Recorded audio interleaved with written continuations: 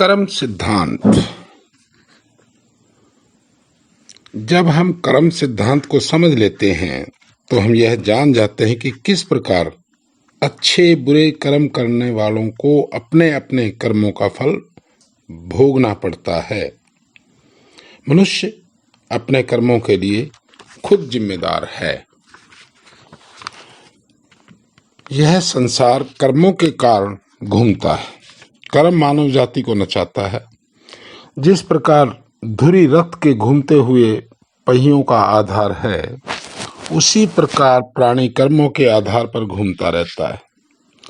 व्यक्ति जैसा कर्म करता है, जैसा व्यवहार करता है, वैसा ही वो बन जाता है। अच्छे कर्म करने वाला अच्छा बन जाता है, बुरे कर्म करने वाला बुरा बन जाता है। मनुष्य सत्कर्मों द्वारा सज्जन और दुष्कर्मों द्वारा दुर्जन बन जाता है।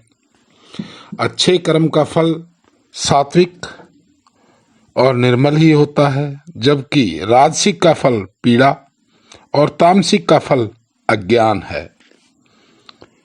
जिस प्रकार इस संसार में अर्जित किसी कर्म के फल स्वरूप प्राप्त होने वाला सुख स्थायी नहीं होता, उसी प्रकार परलोक में भी धार्मिक पुण्य कर्मों द्वारा अर्जित किया हुआ स्वर्गिक सुख नष्ट हो जाता है।